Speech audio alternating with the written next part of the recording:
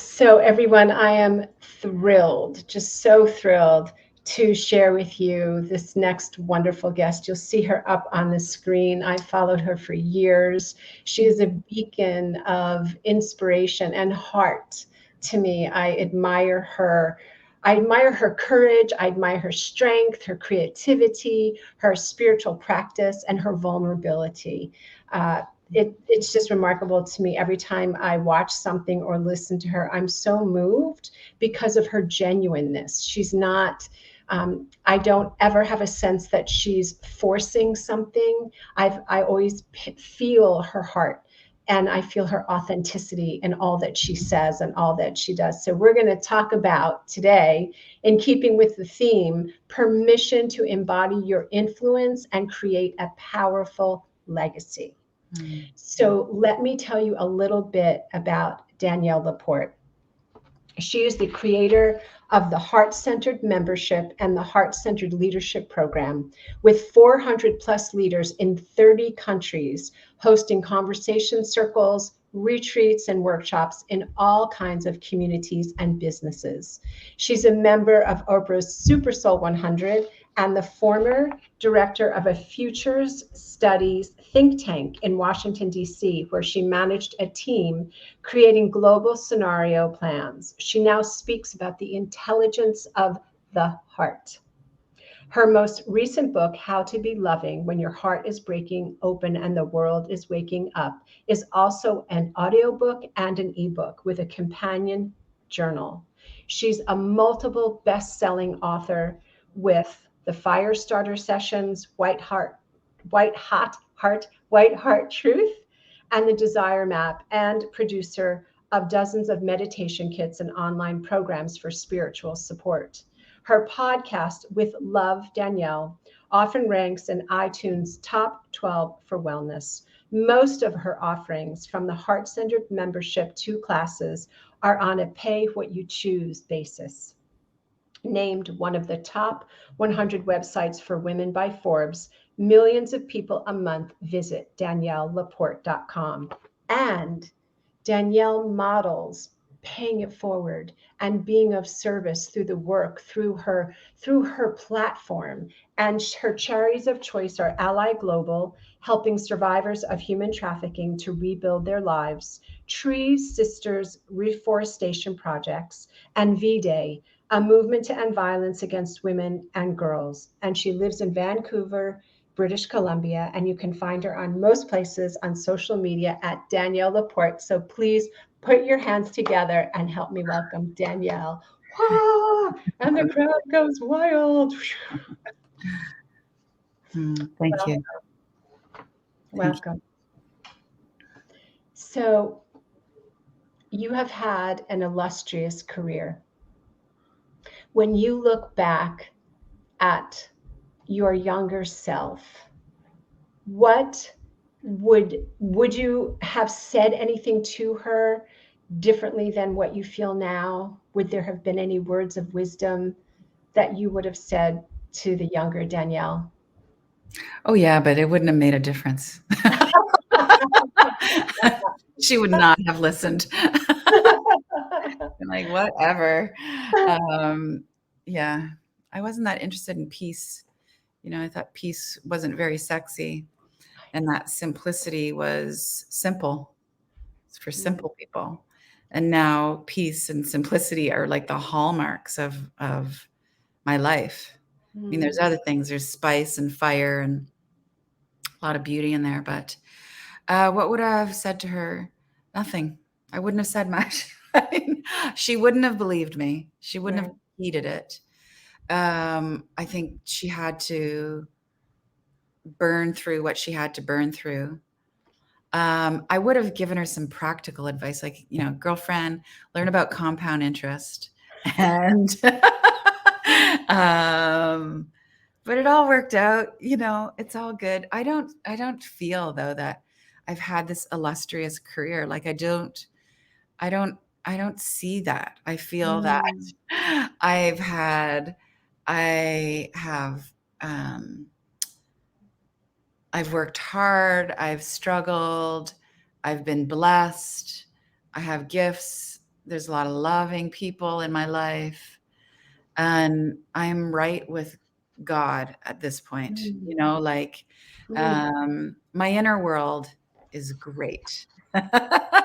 Which of course is reflected in the outer world, but it's just like, uh, yeah. That's so poignant, very poignant to say. And it's so interesting too, because there's such an embracing of who you are, and feeling. When I hear you say that, I think about a young woman who just, she knew she had things to do. She just was gonna, she was on a trajectory. Yeah. Yeah. Very willful. But what I've learned is like my style, my way was appropriate then, Hmm. but it's not now. Hmm. And like we outgrow all the things. I mean, anybody who's worked, in the area of like, trauma or inner child work, it's like what you did when you were 15 was really appropriate to kind of like break on through to the other side. And then what you do in your 20s is really appropriate. But if you keep doing that same thing, you keep, in many cases, like we keep taking the same herb or the same medicine or eating this too much of the same food, we become allergic to it. Hmm. So it's like my willfulness was the thing to do then. And then I did a little too much of it and I learned, I pull back. And now it's, there's more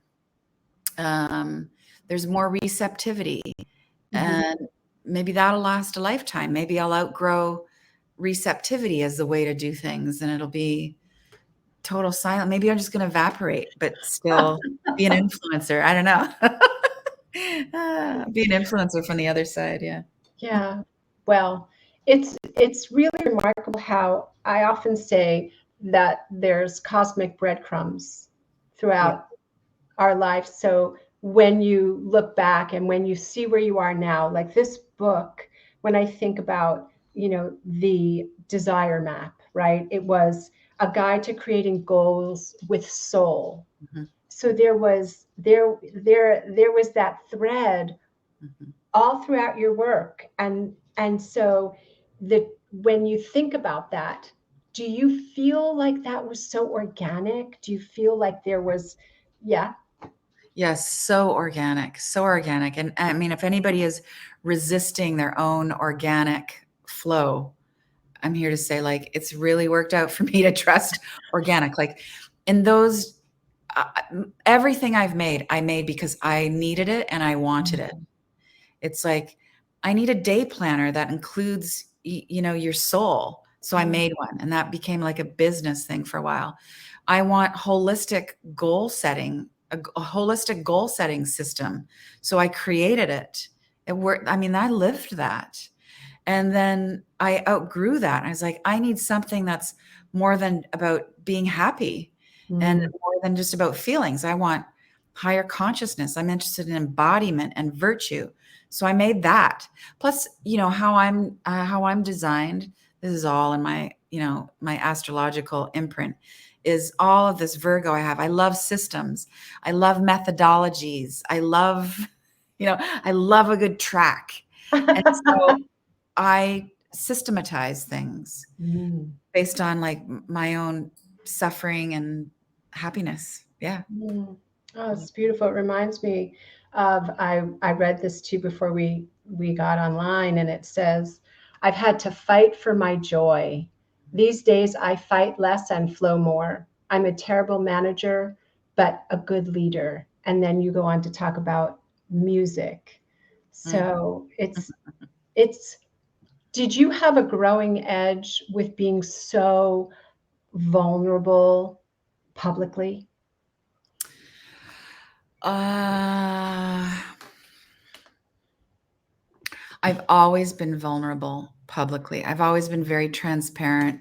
It became kind of part of my brand. I don't know. You really love that term. Right. And then I mixed it up with like, I'm going to keep it real and I'm going to be all bold and like, um, and brazen about it.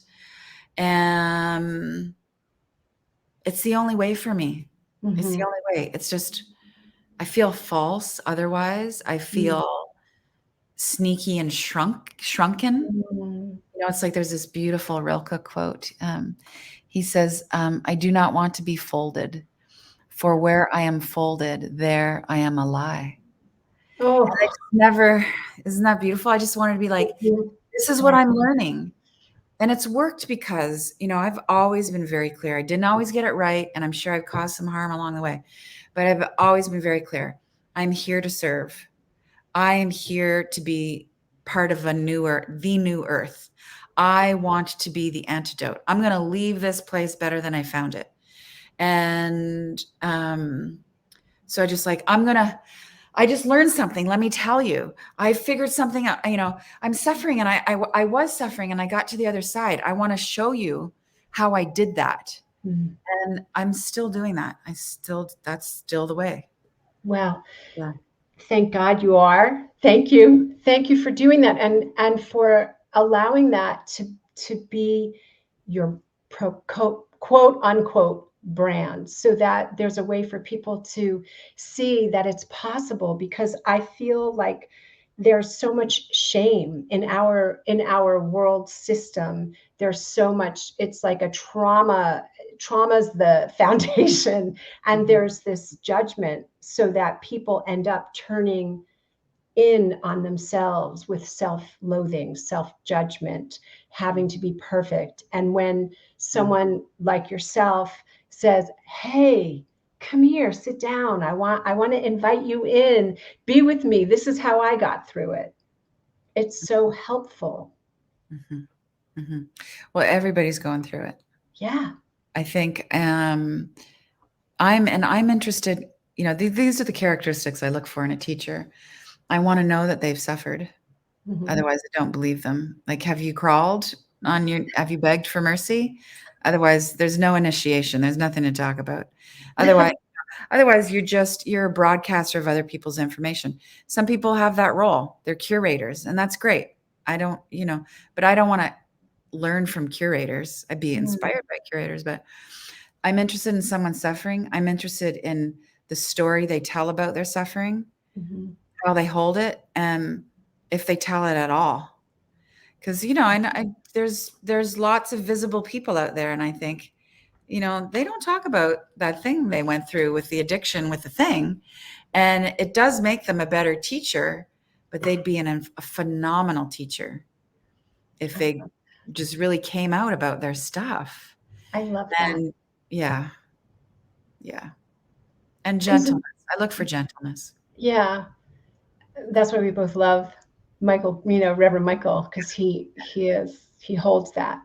And I really appreciate what you're saying because how else are we going to grow if we're not going to grow together? It's just like mothering. I've repeated this so many times. My daughter's now 22, and it's the work that I've been doing in the world for over 23 years, mothering, remothering. And I used to always say to her, we're going to get through this together. Yes. So I'm learning with you. I'm growing with you Mm, because I think the kiss of death for a teacher or a leader is to hold or sit in this place of know-it-allism. creates so much separation. Yes.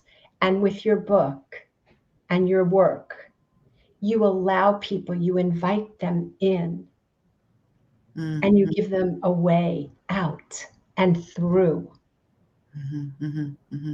Well, thank you for that. This is the hallmark of the age of Aquarius Yeah. that we're in now, which is like we're moving out of individualism.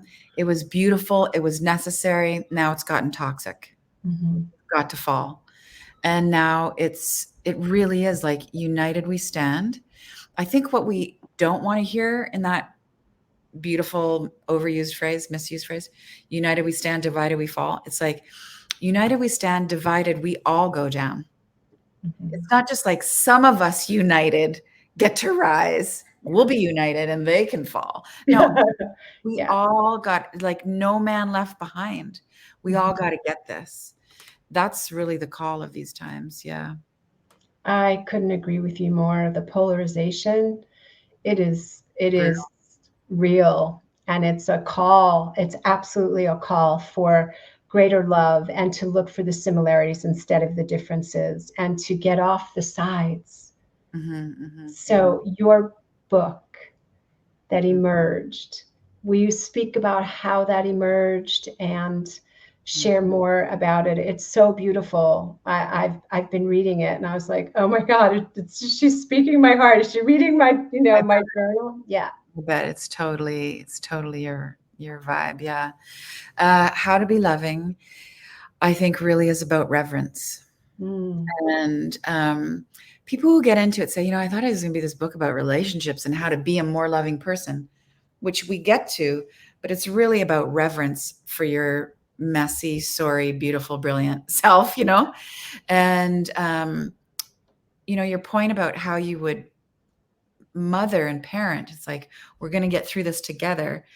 I look at that as we say to, how to be loving is you say to all the fragmented parts of yourself, we're going to get through this together.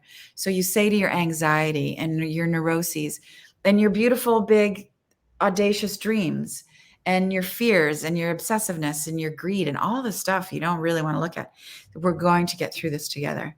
So you're being the mother. You have what it takes to be the God of your life. You're holding the vision.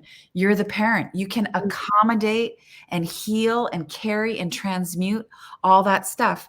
And you have to, because you made all this stuff. All the hang-ups, there are creations. Right. All the turmoil in the world are upset about the turmoil. Somebody say, well, what have I got to do with the war and wherever, or that particular politician or medical freedom or whatever? Everything. Because it's how you see it. It's how you hold it. It's how you live it. And so whatever the so-called external stuff is kicking up, you can parent all of that. And it's not always about calming it down, but some, a lot of the times it is. We embrace it. We embrace all of our dark stuff. And here's the twist. We do it without the intention to change it. We embrace it with the intention of just like, I'm going to love you as is. But that's what changes it. Yeah. The witnessing, the enlightened witness, right? The enlightened witness. Yeah. Right. We hold that space for that.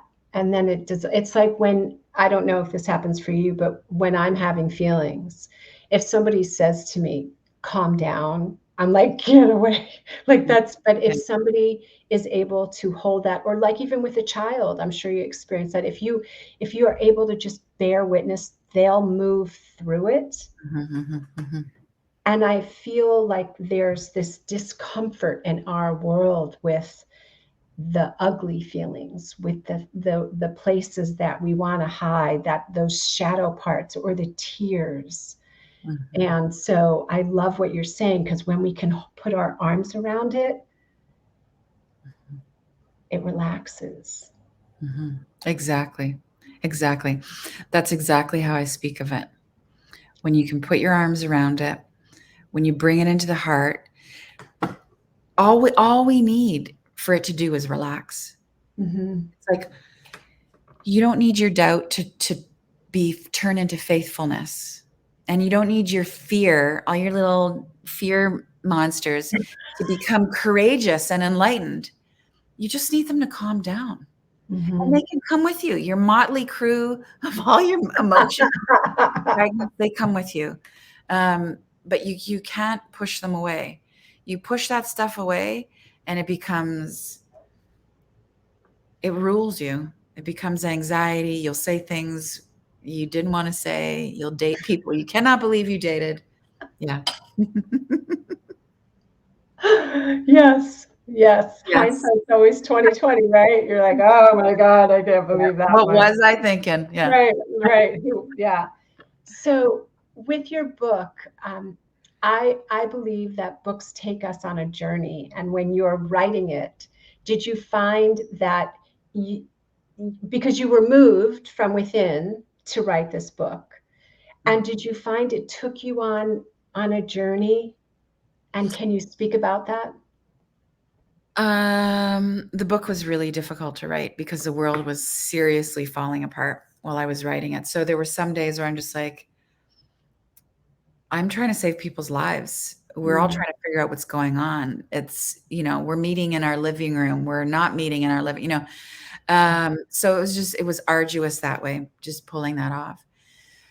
Did it take me on a journey? No. I Okay. know that's not, it's like books for me, by the time it's time to write a book, I'm curating. Like I've been talking about it. I've been teaching about it. We've been doing this in our membership. I've written about it in 3 different places. Mm. Books to me are like quilts. Set Oh, that thought it gonna, and I love the experience of like, okay, let's get deeper into virtues. And I love those juicy paradigm busting paragraphs. Um, but I'm not trying to figure anything out when I write a book. I've got to figure it out every day. I got to get it right in my life. yeah. And then, yeah, books for me are they're like craft. Mm. Yeah. Mm. That's beautiful. A Mm, quilt. I will always remember that now. mm, So mm, I love books. I absolutely love books. I love reading, and it's wonderful to have the opportunity to um, get to know somebody and to have them share their experience with this particular topic. And the way that you write, it flows so beautifully. I mm. just, Thank you. I really appreciate that. And how do you feel now that you're on the other side? I mean, life is just, I mean, every day is life. You're living it. So it's like, it's not like a done. I've arrived, I'm complete. It's like, I'm in it. Mm, So mm. do you reflect back? Is there something that you look to every day that you say, oh, okay, yes, this is part of what I am teaching, what I am living, what I am embodying? Oh, all I talk about now is how to be loving content. Like it's out. It's it's not how to be loving is not a methodology like my other stuff, but there's through lines. I'm still unpacking it. I'm still having conversations about. Like I will say, if I may, like this content is very current. It's right on time. So I could talk all day long about cancel culture and loving your ego into calmness, and that love is not a feeling. Love is a higher state of being. It just, Mm, yeah, no, I'm in the this is my landscape right now. it's Yeah. beautiful. It's beautiful because it is, you have created a powerful legacy, in keeping with the theme of this. You have created that. Mm, Do mm, you? And I know it's not, I don't know. I mean, I imagine there's some people that sit down and they say, I'm going to create this legacy. And then people like yourself, I feel like there's this, it's so organic, it's so innate, it's part of your being to mm, just live into this legacy mm. of love. That's a beautiful affirmation because I just had a human design session. I was going to ask you what you are. I'm a generator manifesting something. Manifesting I've been human. really resisting it because I just like, oh, all these personality tests are more, mind conditioning and too much to identify with. La, la, la, la. And I had a session, I was like, that is good stuff. And one of the key gifts in that was I work best in the moment, Mm, which I've known. I just needed a little extra nod to that. Like I don't like to rehearse things. Um, if I do a speaking gig, it's just like I have my 3 notes and then I just go. And sometimes that's felt really irresponsible, but actually mm, I can be of more service. It's how I am of more service. And other types of us, we follow it. And that impeccability is a different kind of way of helping people. mhm, Um, but the just kind of showing up as is, as I'm just paraphrasing what you're saying. Um, it turns out to be useful for Mhm. me. Yeah, Yeah. it was messy, but it's it uh, gives people permission. Yes. Yeah. Yes, it absolutely does. Human design is fascinating to me. The generators are the builders of the world. And it reminds me also of the seven mighty Elohim in terms of the builders of the world. Do you know Mm-mm. the seven mighty Elohim are the archangels and their counterparts that are responsible. They received the message from Alpha and Omega in the beginning of Yes. time, and there's this whole band that goes across your forehead, Mm, and they are the mighty workers, and they get to they've built the world, and they're available. And then generators are the ones that they're building, you mm, know. I'm mm, also a generator, so it's mm. the building. So it's fascinating to me, all of that, to understand oneself. Just a question. Are there more than seven? Because I'm familiar with the Elohims. I always call them the Elohims. I know there's different ways, but it's just like, are the seven sort of the kind of the ranking of them?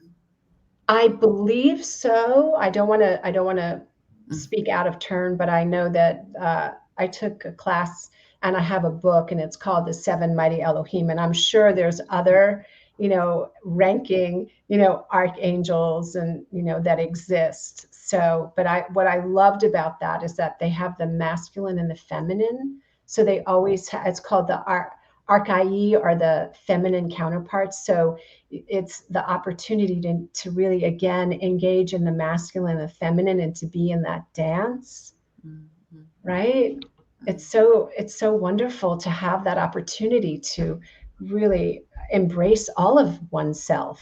mhm, mhm. So Beautiful. yeah. Much. um, Mhm, so as I'm sitting here, I can feel like this. I want to ask you about judgment mm, and self-love, mm. because of the book that you wrote. What has been your journey, and what would you share about I know that we spoke about the embracing, but what have you learned about those particular um, aspects of one's being? Self-love and judgment. Yeah. Yeah, big question. Um, well, this goes back to reverence, Hmm. which is, can I have honor and respect for the parts of myself that I loathe? Mm. Like the darkest, heaviest stuff. Can I give it the highest energy? Mm. That is the alchemy of love. It's like, to my fear, thank you. I respect you. Every time you surface, you have me double down on my visions of a beautiful future. Mm. Thank you, fear. Um, there's that. There's just that. Right, just that. um, Judgment. Well, I consider myself a very judgmental person. Mm. So the redeeming quality is that I'm quick to judge, but I'm just as quick to love even bigger. So it's like I see it, and I'm like, I get that little cranky part of me that's just like, this could be better. There's 10 ways it could be better. And then I'm just like, oh, they're a child of God, and this, that, and everything else is amazing. And who am I to say? And it's all unfolding. So my cranky side, there's another, like, if I can have reverence for my cranky side, it leads to so much love. Mm. Really, if I don't, I'm learning. This is ongoing. I'm learning to not judge my judgmentalness. Just be like, I have this part of me, and it comes in handy more than just, it pushes me to rise to the occasion and be more loving. But the light side of that judgment is discernment, Mhm. and the shadow side is, I'm probably just, well, not probably, I am judging myself. Just had Mhm. me in a loop of striving and proving for a long time. Yeah. Thank you for that. It makes sense. What you're saying makes so much sense. Absolutely. And I was having a conversation actually with the Michael over the weekend about judgment, and Mm. I think that it is part of the human condition, right? There's judgment, there's observation, there's discernment, and when we stay in judgment, like I used to always say, what I judge, I will become. Well, desire and aversion. Yes. Yes. Yes. Yeah. What you are averse to. Right. Right. What Oh, you run yeah. from will chase you. Yeah. Isn't Yes. it fascinating? I've had it's brilliant is what it is. I mean, it's really gets back to like, the triplicity of life, like desire, aversion, and inclusion. Mm-hmm. Shadow, light, and that which makes both the shadow and light. Feminine, masculine, God itself, I've had a similar not a similar conversation. I've also had a conversation with Beckwith about this was years ago. It's made it into a couple books of mine about unbotherability. Mm. And that is really, the superior move over desire and aversion. Yeah. And I think that's what we all want to be, but don't know it. Like when we say we want peace, well, really, you know what? It's like Lao Tzu said, the way is light and fluid for the man with no preferences. Right? And Amen. like, just be like, oh, I'll eat whatever. That's happiness. You're good. Oh, I can talk to whoever. That's good.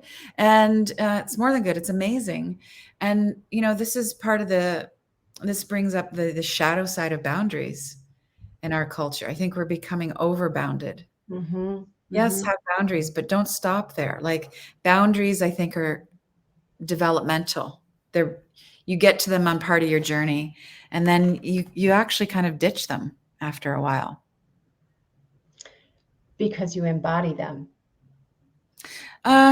Because you embody them. Yep. Yes, that is a great way of putting it. There's an additional thing I would say. So I would say, correct me if I'm wrong, how I interpret because you embody them is like, I take care of myself. Mm-hmm. I make sure I get enough sleep. I make sure I speak respectfully to myself. I'm Mm-hmm. embodying that. And the world will fall into the world will follow that vibration. I am well treated. I am not disrespected. Yeah, I'm saying that for myself, but also as a character, right? But also because you just become more loving and tolerant. Mm-hmm. Yeah. You have room. It doesn't mean that because the world is not always going to respect you, because Mm-hmm. not everybody is loving and healed and all of those things. Mm-hmm. But that you think, wow, they are not very healed. They have not done work. And I have room for that. Mm-hmm. You- I don't take it personally if you speak down to me. I'm not that, I'm not devastated if you're late or if you reject my work. Um, that's your choice. I'm good. I'm full of love. I got room for you, got room for me. Yeah. It's beautiful. On, Beautiful. on a good day. On a bad Right. day, you can suck it, There's still that. There's still lots of time they're just like, And how then yeah. we get to go back to the drawing board, Yes, yeah. right? We get to go, oops, oh boy. Yeah. Yeah. Still human. Still Still human. here. Yeah. Do you feel like this has influenced your relationship with your beloved? This, Oh yeah. Yeah. yeah. Well, I was writing How to Be Loving when I met him.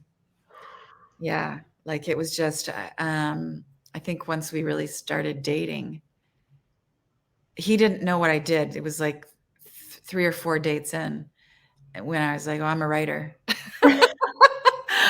What are you writing about? Love. Oh, relationships. Um, he helps me embody. He helps me walk my talk. Yeah. Mm. For two reasons. One, he drives me nuts and I have to be more loving. And two, when I'm not loving, he lovingly encourages me to be more loving.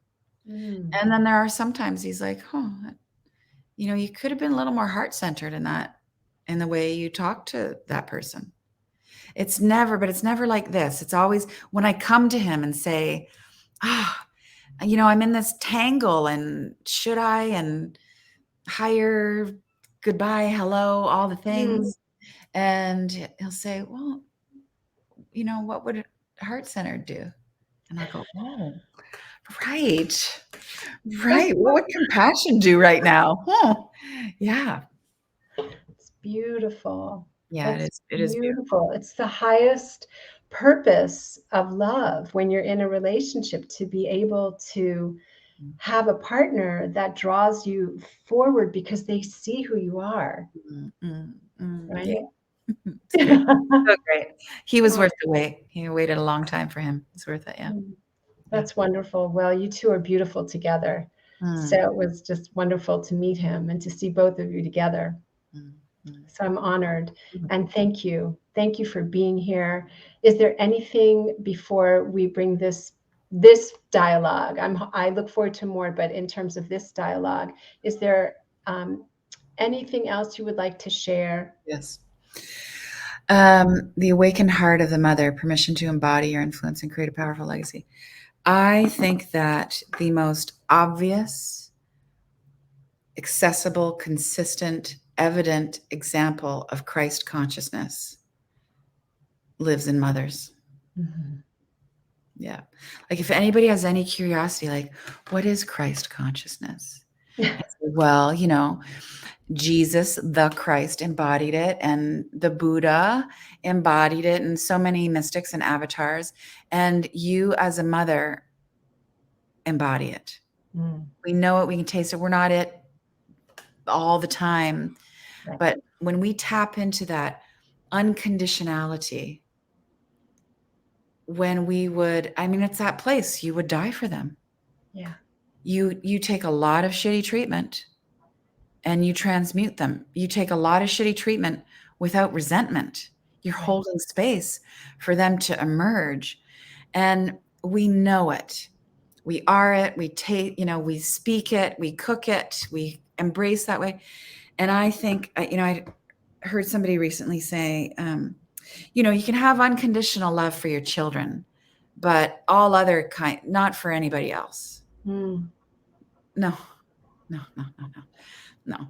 Let the mothers lead the way.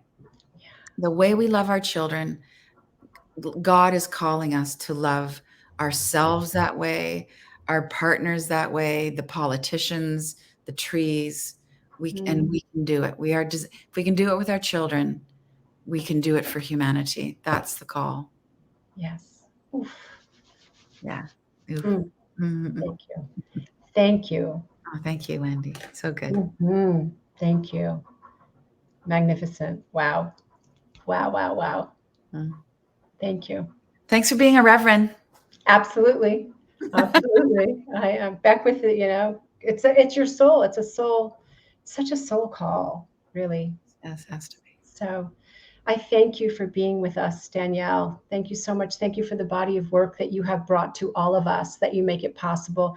Thank you for this brand new book. I encourage everyone who is with us today, or you're listening to this afterwards, to go right now, right now, and go get How to Be Loving and follow Danielle if you are not doing so already.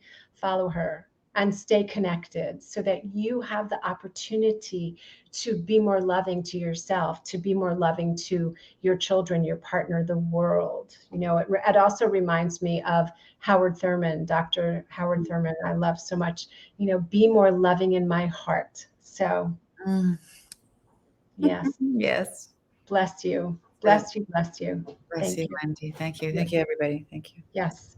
We Mm. will be back. Stay with us. Thank you so much for being here. Mm.